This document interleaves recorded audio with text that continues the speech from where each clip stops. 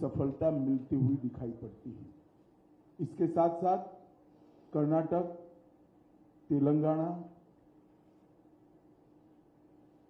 आंध्र, केरल और तमिलनाडु, इसमें से कर्नाटक,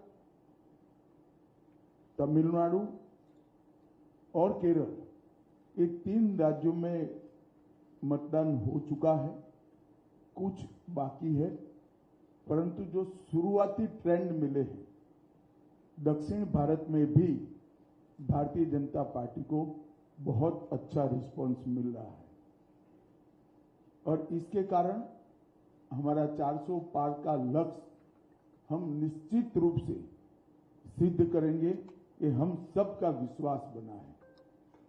मित्रों, आप जैसे जानते हैं, कुछ दिन से कांग्रेस पार्टी ने हमारे 400 पार के लक्ष्य को ट्विस्ट करना शुरू किया है। उन्होंने एक प्रकार से 400 पार के लक्ष्य को संविधान बदलने के लिए ये लक्ष्य है और दूसरा एक अपप्रचार कर रहे हैं कि भारतीय जनता पार्टी 400 पार करने के बाद आरक्षण को समाप्त कर देगी। ये दोनों चीजें निराधार और तथ्यहीन है। भारतीय जनता पार्टी को पूर्ण बहुमत इस देश की जनता ने 2014 में भी दिया, 2019 में भी दिया। हम 10 साल से पूर्ण बहुमत के साथ की सरकार चला रहे हैं।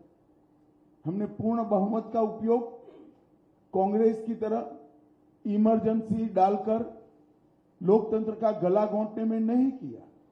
इमरजेंसी डालने के लिए, लोकसभा का टर्म एक्सटेंड करने के लिए, संविधान बदल करने में नहीं किया। हमने पूर्ण बहुमत का उपयोग धारा 370 को समाप्त करने में किया, ट्रिपल तलाक को समाप्त करने में किया, अंग्रेजों के कानून बदलकर भारतीय संस्कार और भारतीय पद्धति के कानून लाने में किया, कोरोना के खिलाफ लड़ने में किया और जब कोर्ट से जनादेश मिल गया तो राम मंदिर के निर्माण में भी हमारी सरकार ने पूरी अनुकूल जमीन तैयार करने में अपनी भूमिका करी। कांग्रेस पार्टी एक झूठ फैलाकर जनता के बीच में भ्रांति पैदा करना चाहती है।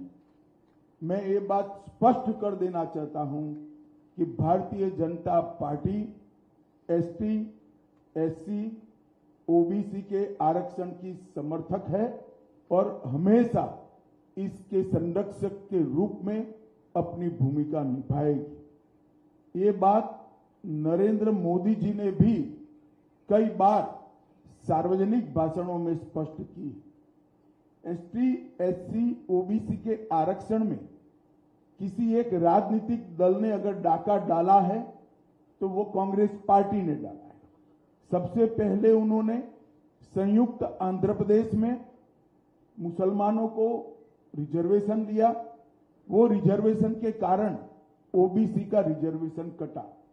उसके बाद में कर्नाटक में रातों रात कोई सर्वे के करे बगैर, पिछड़ापन तय करे बगैर सारे मुसलमानों को ओबीसी कैटेगरी में डालकर उनके लिए 4% का कोटा रिजर्व कर दिया।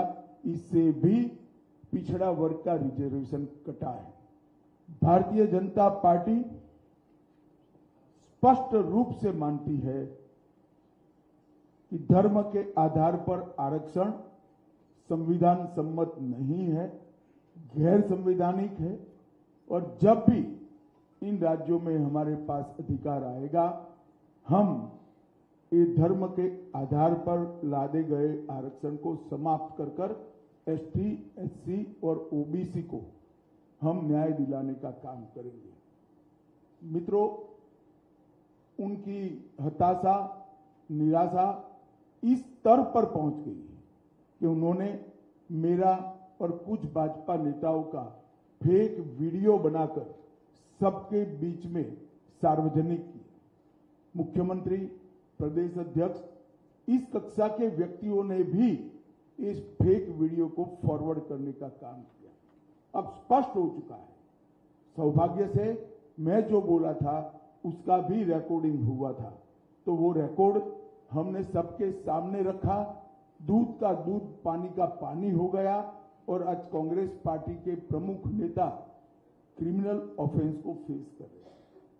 ये जो कृत्य है वो उनकी हताशा और निराशा का द्योतक है। जब से राहुल गांधी कांग्रेस की कमान संभाले हैं, राजनीति का स्तर नीचे नीचे नीचे ले जाने का काम कर रहे हैं और ये इसका चरम, लोकसभा में चर्चा न हो देना, राज्यसभा में बहिष्कार करा देना, शोर शराबे करना और निराधार झूठ बोलकर प्रजा में भ्रांति फैलाने का काम लगातार उनके नेतृत्व में कांग्रेस पार्टी कर रही है। और मैं मानता हूं कि अब फेक वीडियो सर्कुलेट कर फर्जी टाइप का जन समर्थन प्राप्त करने का एक प्रयास ये बहुत निंदनीय है और भारतीय राजनीति में किसी प्रमुख दल के द्वारा कभी ऐसा नहीं किया गया। भाई और बहनों, मेरी आप सबसे करबद्ध निवेदन है, सत्य को जनता तक पहुंचाइए।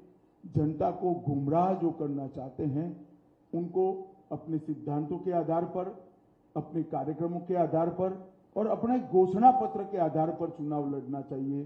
फेक वीडियो सर्कुलेट कर नहीं, भारतीय जनता पार्टी के घोषणा पत्र को तोड़ मरोड़ कर जनता के बीच में झूठे तरीके से रखकर चुनाव नहीं लड़ना चाहिए।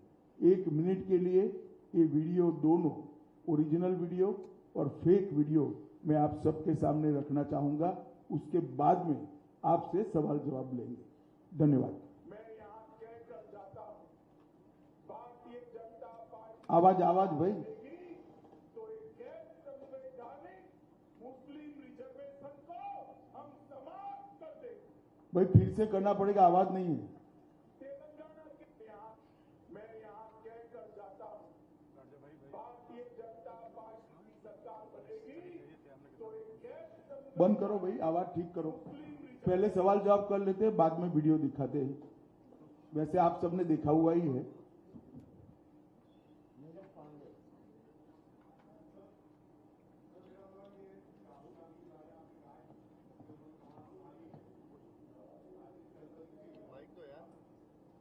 आपने चूंकि कहा कि जब से राहुल गांधी ने कांग्रेस की कमान संभाली है तो राजनीति का स्तर नीचे गिरता गया है।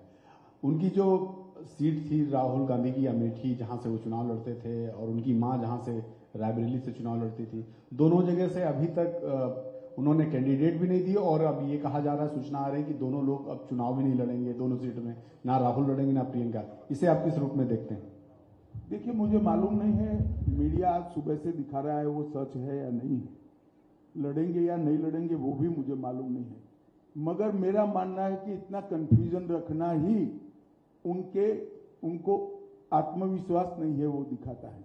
उत्तर प्रदेश में जिस प्रकार की आज स्थिति बनी है, वो अपनी परंपरागत सीटें छोड़कर भागे हैं। मैं नहीं मानता वो लड़ने की हिम्मत कर पाए। मैं यहाँ अभी रहने दो कहकर जाता हूँ, भारतीय जनता पार्टी की सरकार अभी बंद करो भाई। तो एक गैर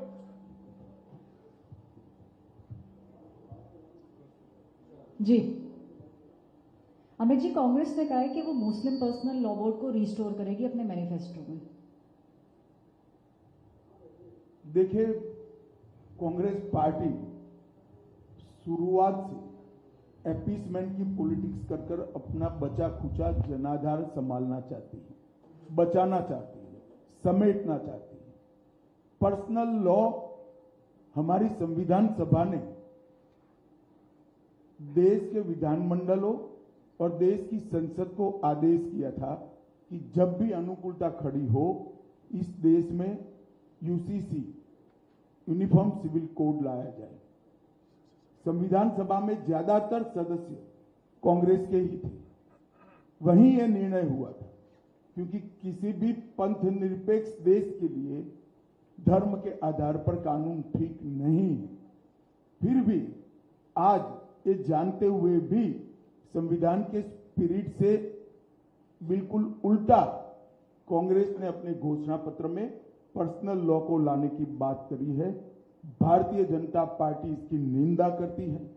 हमने हमारे घोषणा पत्र में कहा है कि हम ये प्रयास करेंगे कि पूरे देश भर में यूसीसी लागू किया जाए और हर धर्म के नागरिकों के लिए इस देश में एक ही कानून हो।